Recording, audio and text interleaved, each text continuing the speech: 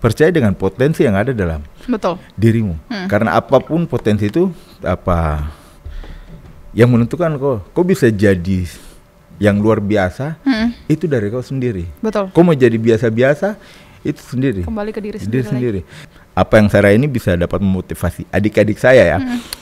Adik-adik saya polisi yang berdinas, yang masih bribda, bribtu, bahwa sekarang ini pilihan tuh banyak. Mari kita jadikan hal yang positif, yang kita bisa kembangkan jadi bakat, olahraga, prestasi, kemudian lebih terfokus. Jadi kita tidak salah bergaul, tidak salah melangkah, seperti begitu. 3, 2, 1, on air.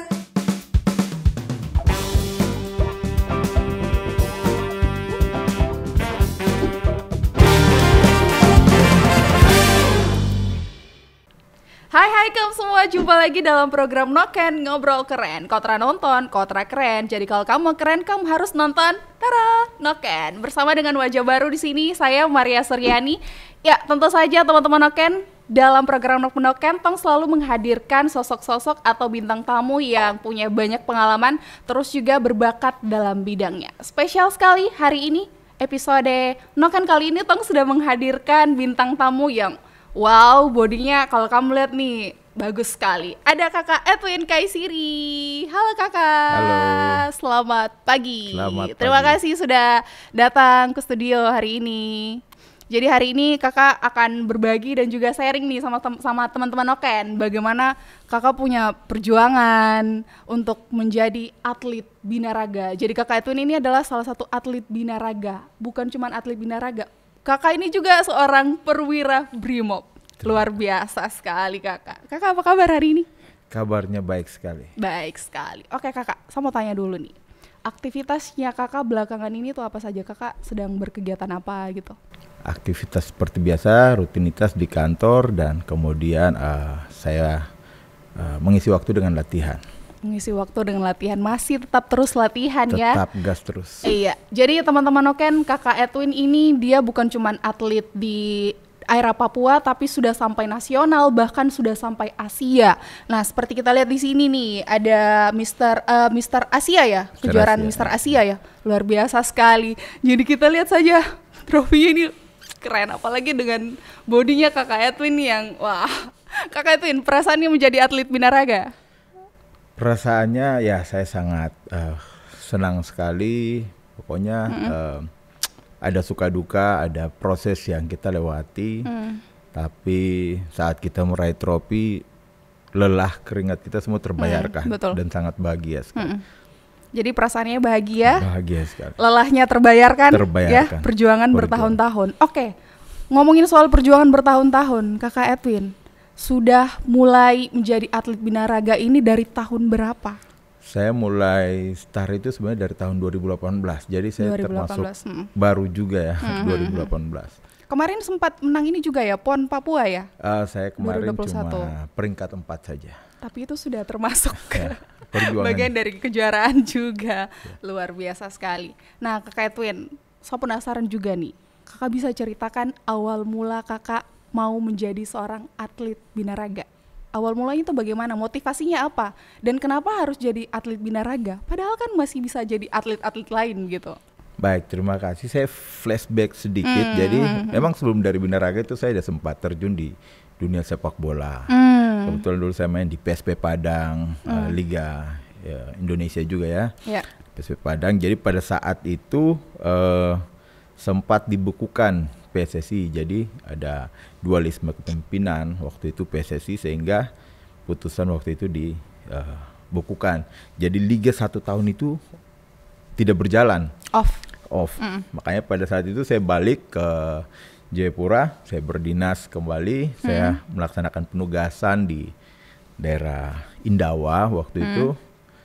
Saat balik dari Indawa, body fat saya sedikit naik. Karena saya memang waktu itu agak kurang menjaga makan saya. Jadi saya ke tempat gym untuk sekedar menurunkan kembali. Saya kembalikanlah body saya waktu zaman main bola. Sudah pada saat saya sudah dapat body saya kembali, adalah pertandingan di Sentani. Waktu itu Bupati Cup.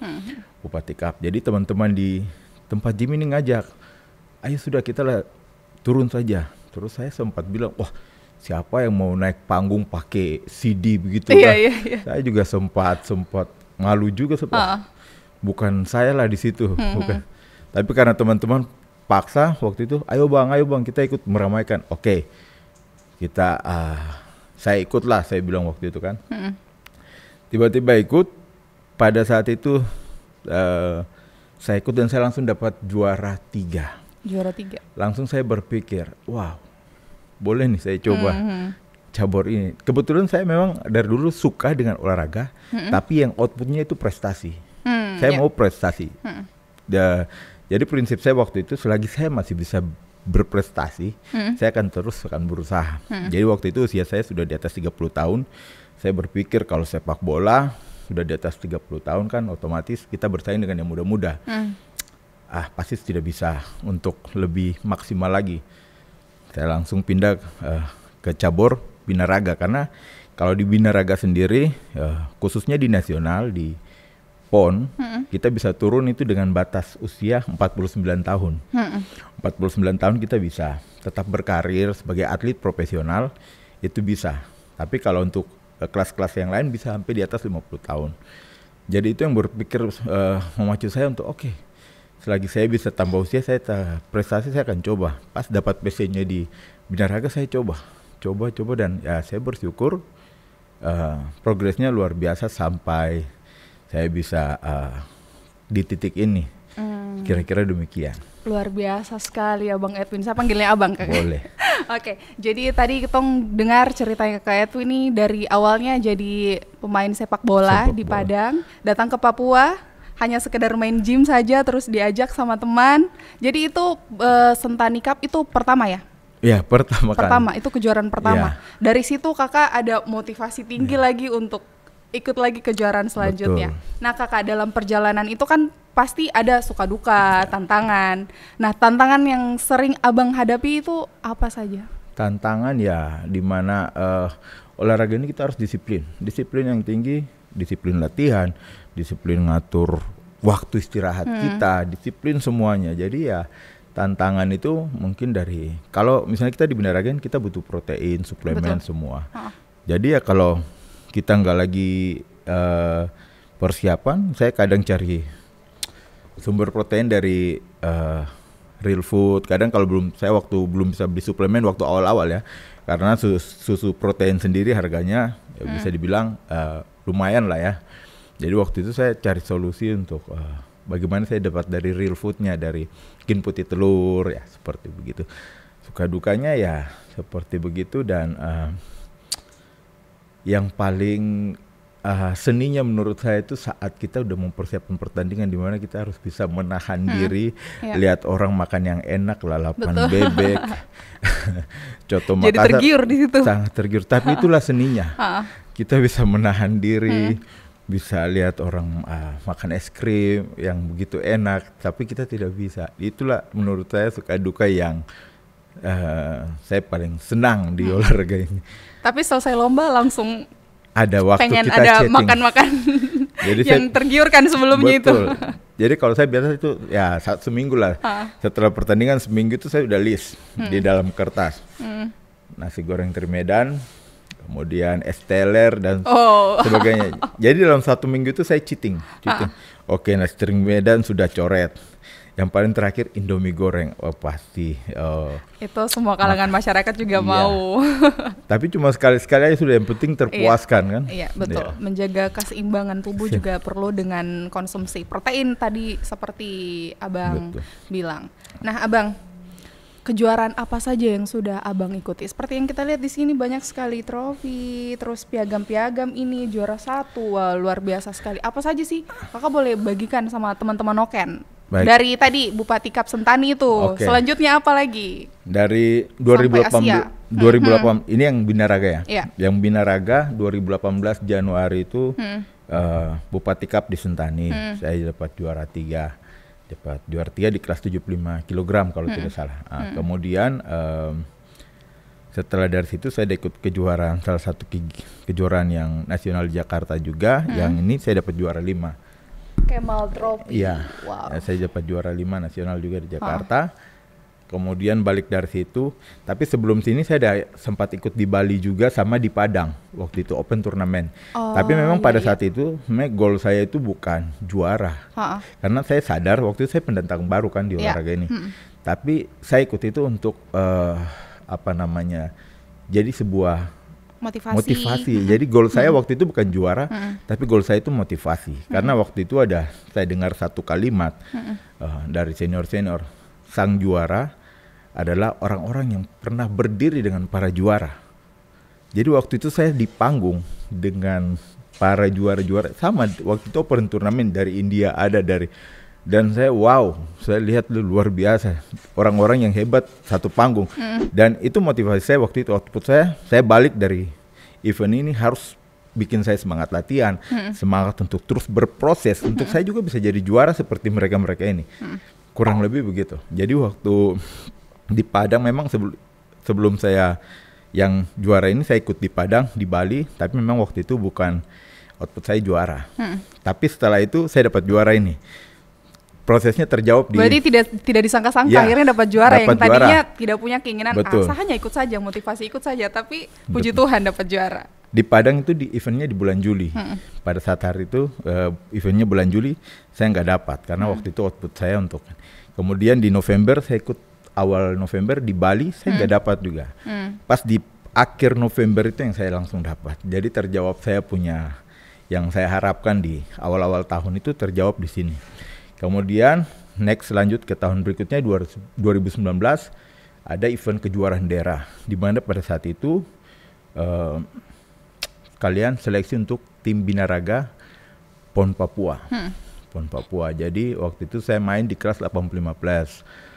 Saya main di kelas 85+. Saya juga di luar ekspektasi karena ya saya sadar saya pendatang baru. Pendatang baru artinya ya saya ibaratnya saya masuk 3 besar saja. Saya bersyukur waktu itu kan.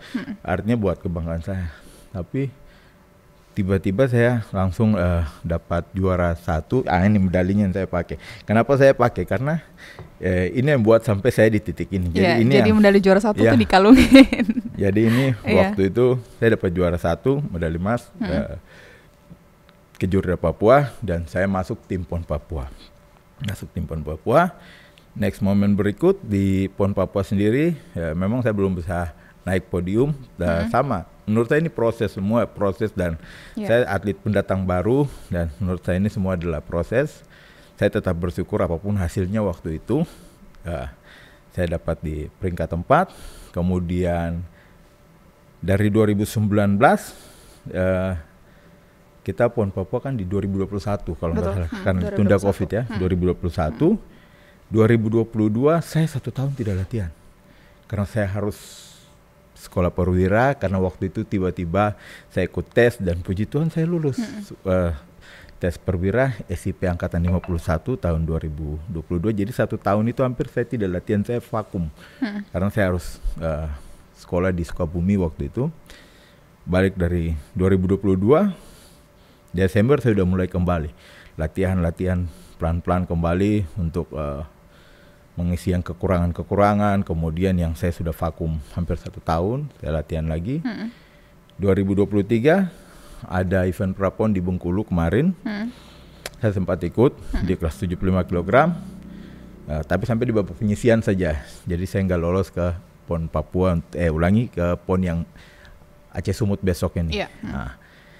Kemudian di 2024 saya dapat rekomendasi dari Pengprov kami, PBFI Provinsi Papua. Waktu itu saya dapat rekomendasi untuk mengikuti Timnas Indonesia khususnya Binaraga, bergabung dengan tim Binaraga Indonesia untuk ikut kejuaraan Asia. Jadi waktu itu dari pengurus kami ada Kakak Billy Watori, Sekom PBFI Provinsi Papua. Dia sampaikan, adik bagaimana mau ikut? Langsung saya merasa ini adalah kesempatan yang tidak akan datang dua kali. Apalagi membela Merah Putih loh. Betul. Bawa nama Timnas Indonesia. Jadi waktu itu saya ambil. Oke. Padahal saya ambil ini pun dengan, waktu itu saya belum persiapan. Saya masih di berat 95 kg. Saya harus bongkar sekitar 14-15 kilo dalam waktu 50 hari. Ya. Sebulan lebih berarti, hampir 2 bulan. Iya, hampir 2 bulan. Tapi saya bilang saja, oke, saya terima. Tapi saya pulang, saya berdoa. Saya bilang, Tuhan, ini saya terima. Tapi selanjutnya saya minta Tuhan yang buka jalan, kasih saya kekuatan untuk bisa ikut event yang dimaksud kan. Ya sudah, saya langsung persiapan sampai saya betul-betul disiplin, karena waktu saya 50 hari kan. 50 hari. Padahal kalau untuk kita binaraga itu 4 bulan 5 bulan. Kita harus persiapan. Berarti itu terbilang waktu yang cukup sangat singkat. Karena waktu itu saya masih aktif kantor, masih apel, saya harus bagi kan. Betul. Bagi. Dan pada saat 50 hari, mendekat 50 hari itu saya dapatlah dispensasi dari Bapak Kapolda Papua dan saat Brimob juga berikan saya dispensasi untuk latihan. Jadi saya sudah mulai tidak ke kantor, tetapi saya melaksanakan latihan. Apalagi kalau untuk udah persiapan gitu, harus latihannya pagi dan sore. Jadi untuk ke kantor, saya tidak ke kantor karena saya sudah dapat dispensasi dari pimpinan Polri kami ya. Itu dah. Langsung singkat cerita, persiapan sampai kemarin tanggal 5 Agustus berangkat ke Batam, bergabung dengan tim yang lain yang ada beberapa daerah di Indonesia. Kita kumpul di Batam, kemudian mengikuti kegiatan tanggal 10 dan ya puji Tuhan saya berhasil membawa pulang piala ini. Ya saya sampai terkejut, tidak percaya, dan menurut saya ini semua karena kemurahan Tuhan. Karena yang saya lawan ini orang-orang yang bukan sembarang orang, yang juara Asia semua, orang-orang yang sering turun di event Asia. Sedangkan saya ini pendatang baru, bilang, kok ini dari mana? Kakak pendatang baru berasa insecure sekali. Sangat sekali. Saya di belakang panggung itu sampai saya tidak percaya diri. Tapi pada saat itu ada teman yang ikut, Pak Frans Sinanu, dia sampaikan, Kakak, dorang menang di size, tapi Kakak kok kondisi bagus sekali, kering. Itu langsung dia booster saya, semangat dalam hati saya. Ini yang saya butuhkan, spirit ini. Sudah saya naik panggung, saya all out, saya tidak pusing lagi pikir dengan lawan saya fokus buat saya punya perform saja. Tapi memang jujur saya sempat pesimis di awal, karena saya lihat lawan-lawan ini Thailand, Korea, Cina, ini bukan negara-negara yang teknologi canggih, apalagi di bidang olahraga binaraga ini. Baru ya itu sudah saya sempat, ini saya ini baru 1 kali turun gini, tapi ya saya bersyukur bisa dapat hasil maksimal. Seperti yang tadi saya bilang bahwa keringat saya, disiplin saya, apalagi 50 hari itu saya betul-betul gunakan waktu. Saya tidak salah makan, saya tidak salah minum, saya tidak salah istirahat. Semuanya teratur sekali. Saat waktu istirahat saya istirahat, saat waktu makan saya makan. Saya tidak bisa makan yang ibaratnya nasi harus sampai 2 piring, 3 piring, tidak. Saya harus timbang semua. Jadi saya punya timbangan di rumah ada, saya timbang. Gak boleh, kalau 100 gram, tidak boleh 100,1 dan sebagainya. Dan terbayarkan semua, keringat, lelah, jerih payah, air mata, semua terbayarkan saat. Dari rasa pesimisnya Kakak akhirnya dapatlah ini. Boleh saya beri aplaus dulu untuk Kakak. Luar biasa sekali. Membawa nama keluarga, membawa nama Papua juga ke kancah nasional ya Kakak, sampai Asia. Bawa nama Indonesia. Biasa. Betul, bawa nama Indonesia, betul sekali. Ada kepikiran mau langsung go internasional lagi? Sudah ini? Kebetulan kemarin sempat ditawarkan juga untuk ikut kejuaraan dunia di bulan November besok, tanggal 5 sampai 11 kalau tidak salah, di Maldives ya, Maladewa. Tapi nanti selanjutnya saya tinggal menunggu dari petunjuk dari Pemprov kami, karena saya di bawah organisasi, otomatis saya akan ikut petunjuk dari kita punya pengurus organisasi BBFI Provinsi Papua. Oke, baik, semoga bisa tercapai ya tahun ini. Amin. Lagi sampai go internasional, hajar Kakak, bisa dapat dispensasi lagi. Amin. Oke Kak, kita kembali ke masa latihannya Kakak. Saya juga penasaran. Nah, Kakak punya otot seperti ini kan pasti karena latihan yang disiplin, terus juga makanannya juga yang teratur. Tadi Kakak ada sebut protein dari telur dan sebagainya. Kakak boleh bagikan tips and trick ke teman-teman Noken dong. Jadi supaya mereka kayak olahraga atau nge-gym jadi konsisten juga. Karena kan biasa ada orang yang tong olahraga tapi kayak 1-2 hari berhenti, 1-2 bulan berhenti, kayak konsisten gitu. Jadi bisa bagikan tips and triknya untuk latihan dan juga bisa konsisten dengan latihan. Punya otot yang seperti kakak Abang Edwin ini, kakak lagi. Silakan Abang. Baik, terima kasih. Mungkin tips and trick buat teman-teman Noken. Ya, teman-teman Noken. Pertama, memang betul orang di gym itu kadang pertama itu dan semangat itu tinggi sekali. Betul. 1 hari latihan nanti hilang 1 bulan, bahkan 2 bulan hilang. Bulan ketiga baru muncul lagi. Untung kaget tanya, adik kok dari mana? Ternyata di rumah saja. Jadi memang menurut saya kalau kita gym harus kita punya satu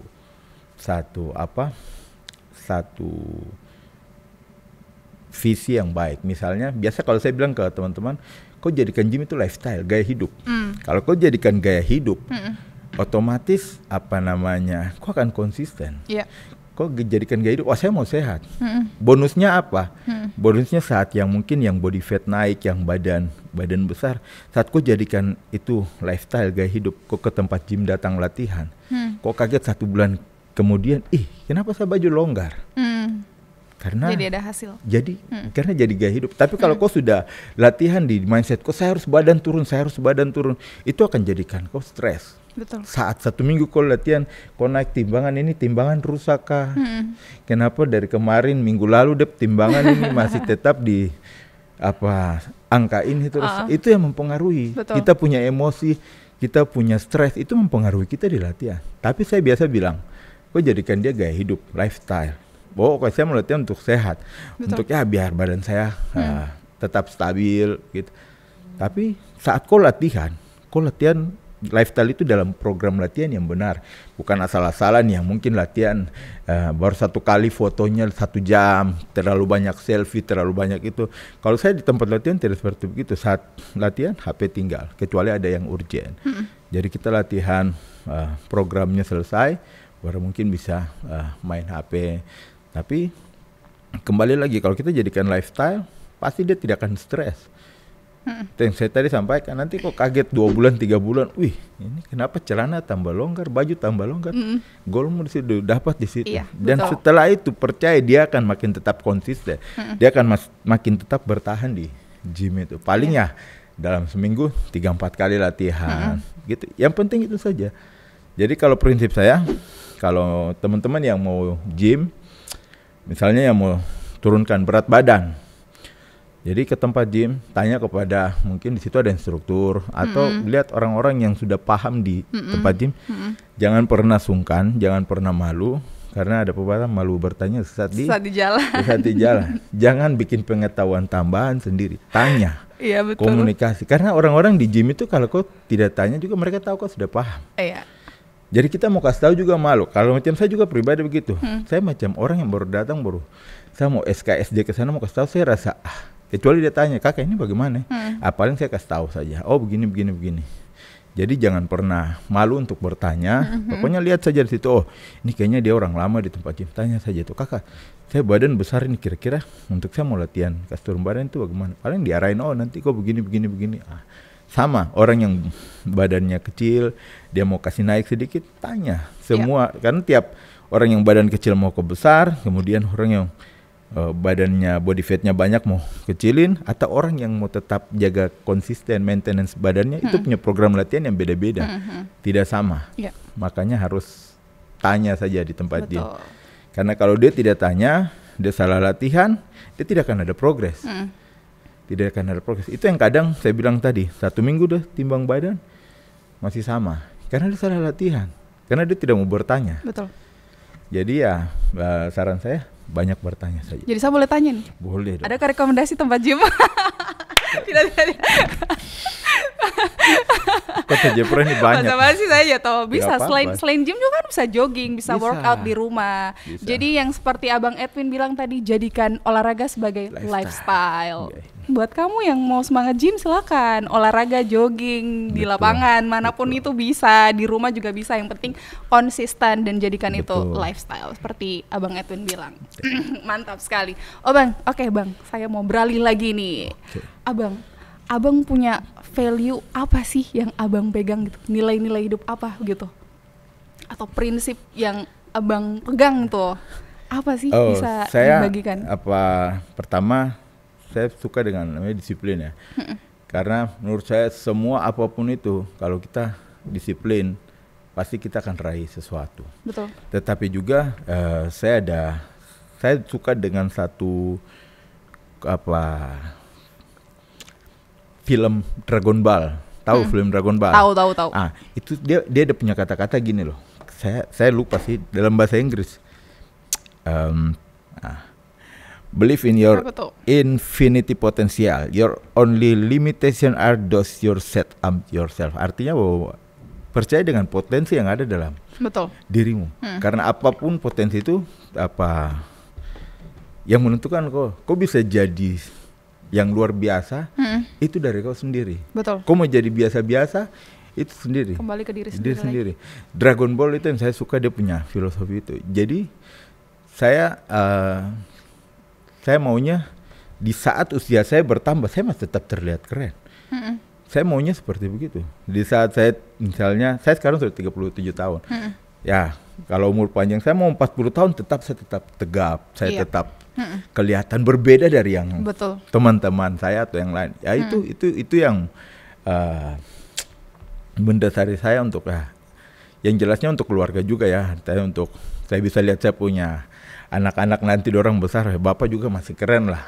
Betul. Apalagi kalau saya punya anak perempuan kan misalnya ada yang mau dekat-dekat tuh lihat bapak sedikit, bilang aduh. Takut dan body itu kan. Nah, ini bapak ini kayaknya bapak bisa tindis orang. Ya kurang lebih seperti begitu. Oke, baik abang. Tetapi juga ya khususnya di kalangan polisi, saya ingin mudah-mudahan dengan apa yang saya ini bisa dapat memotivasi adik-adik saya ya.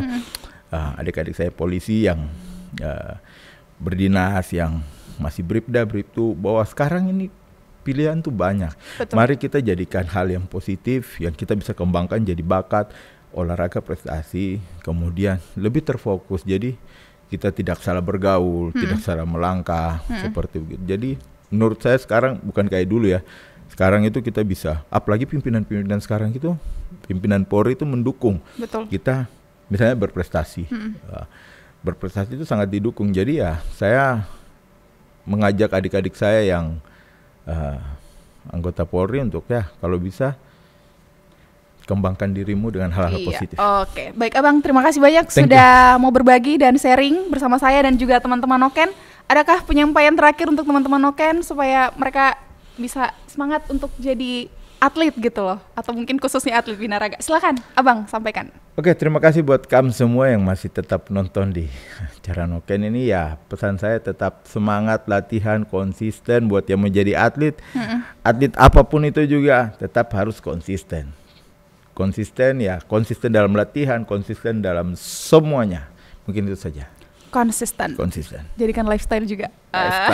Terima kasih abang sudah hadir dalam acara Noken pada hari ini. Sampai jumpa lagi di waktu-waktu selanjutnya. Oke, baik teman-teman Noken, terima kasih sudah menyaksikan Noken kali ini bersama dengan saya Maria Suryani dan juga Abang Edwin. Sampai jumpa di episode Noken selanjutnya. Dadah.